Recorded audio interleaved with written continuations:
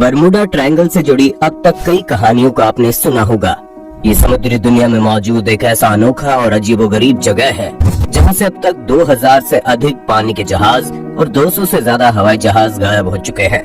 लेकिन आज हम आपके सामने एक ऐसी कहानी को लेकर आए हैं जब एक पायलट ने अपने हवाई जहाज को बरमूडा ट्रायंगल के खतरनाक और अजीबोगरीब हालात से निकाल कर ले आया। और जब उस पायलट ने बरमूडा ट्रायंगल के बीच हुए हादसे के बारे में दुनिया को बताया तो पूरी दुनिया हैरान रह गई।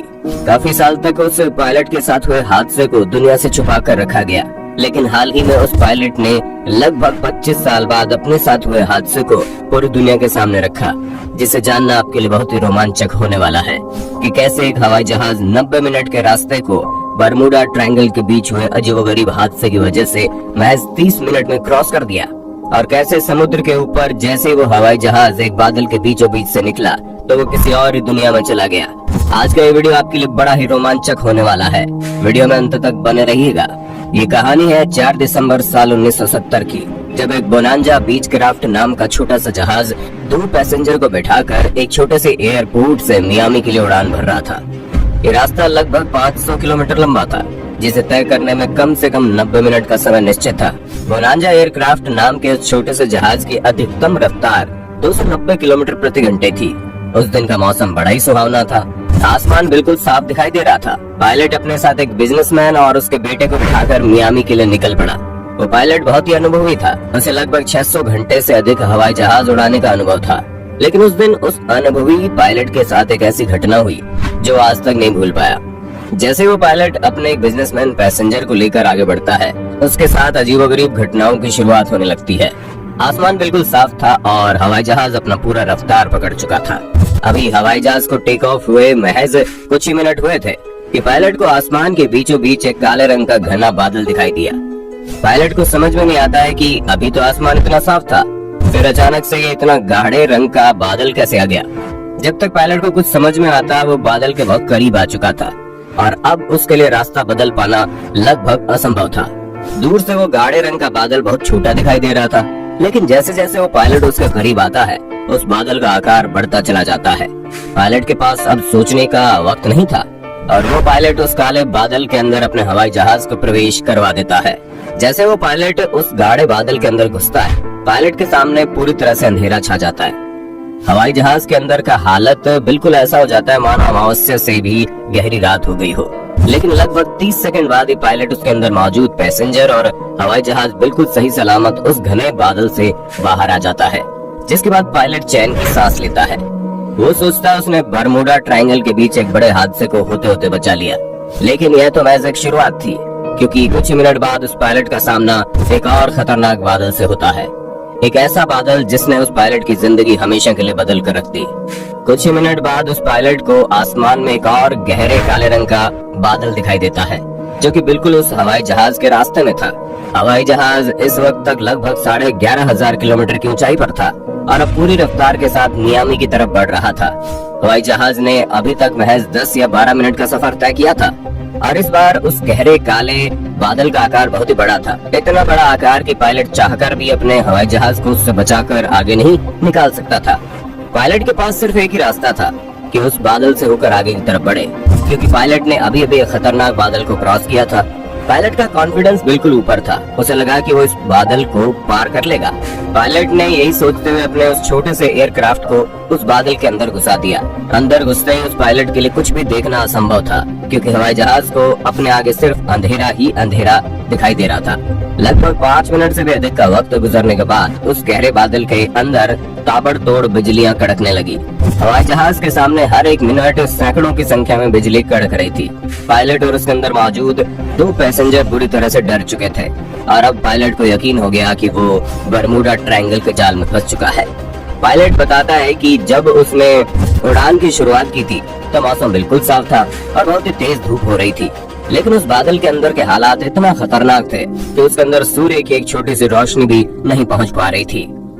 अंदर पूरी तरह अंधेरा था, जैसे वो किसी बादल में नहीं बल्कि किसी सुरंग के अंदर घुस गया हो। पायलट अनुमान लगाते हैं कि बादल के उस सुरंग की चौड़ाई लगभग 1.5 किलोमीटर थी और लंबाई कितनी थी वो तो उसे पता ही नहीं था। बिजली की गर्जना की वजह से और बादलों के तेज मूवमेंट की वजह से हवाई जहाज बुरी तरह से हिलने लगा था। पायलट बताते हैं कि वो धीरे धीरे हवाई जहाज के ऊपर से अपना कंट्रोल खोने लगा था, लेकिन वो अपनी पूरी कोशिश कर रहा था कि हवाई जहाज को अपने कंट्रोल में रखे। पायलट को इस बात का अंदेशा होने लगा कि वो उसी भूल भुलैया में खो चुका है जहां अब तक 2000 से ज्यादा पानी के जहाज और 200 से अधिक हवाई जहाज लापता हो चुके हैं। देखते ही देखते उस गहरे काले बादल के अंदर उस हवाई जहाज को घुसे हुए 25 मिनट से ज्यादा का वक्त निकल गया, लेकिन वो बादल खत्म होने का नाम ही नहीं ले रहा था। और उससे भी अधिक हैरानी की बात तो ये है कि वो पायलट चाहकर भी अपने हवाई जहाज की दिशा को बदल नहीं पा रहा था।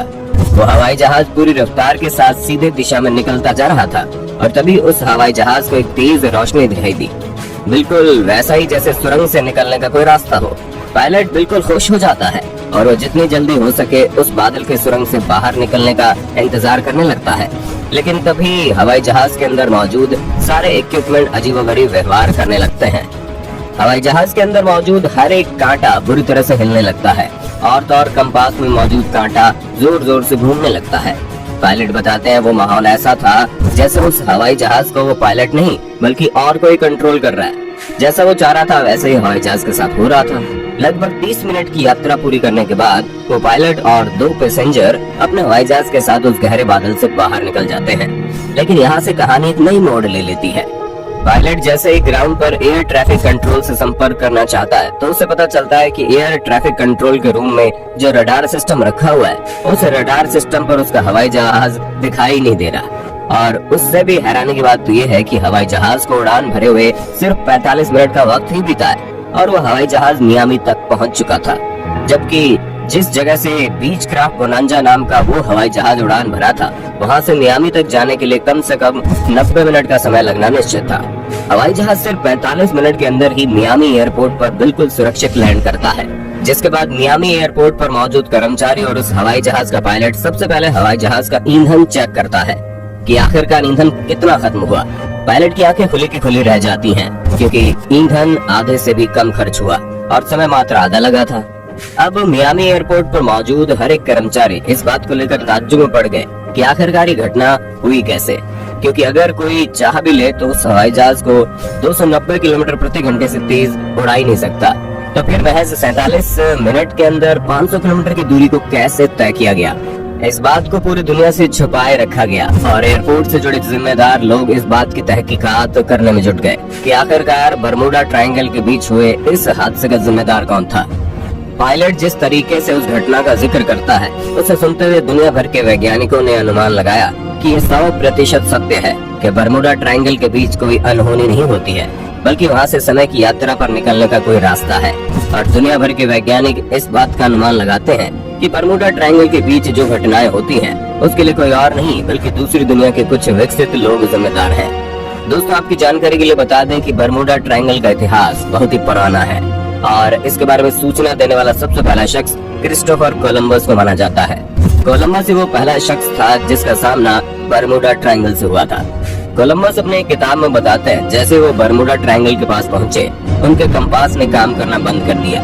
इसके बाद क्रिस्टोफर कोलंबस को आसमान में एक रहस्यमय आग का गोला दिखाई दिया जो सीधा जाकर समुद्र में गिर गया। अटलांटिक महासागर के इस भाग में जहाजों और वायुयानों के गायब होने की जो घटनाएं अब तक हुई हैं, उनमें पाया गया है कि जब भी कोई जहाज या वायुयान यहाँ पहुँचता है तो उसके रडार, रेडियो वायरलेस और कंपास जैसे यंत्र या तो ठीक से काम नहीं करते या फिर धीरे धीरे काम करना ही बंद कर देते हैं, जिससे इन जहाजों और वायुयानों का संपर्क बाकी दुनिया से टूट जाता है। दोस्तों, उम्मीद करते हैं जानकारी आपको अच्छी लगी होगी। अगर बरमूडा ट्रायंगल से जुड़ी आपके मन में और भी कोई क्वेरी है तो आप हमें कमेंट करके बताइए। हम कोशिश करेंगे अपने अगली वीडियो में आपके हर सवालों के जवाब को डिटेल में लेकर आने की। वीडियो अच्छी लगे तो लाइक कीजिए, हमारे चैनल को सब्सक्राइब करके बेल आइकन को ऑन करना बिल्कुल मत भूलना, क्योंकि the earth adventure in Hindi की टीम आपके लिए हर रोज ऐसी ही जानकारियों से भरी वीडियोस लाते रहती है।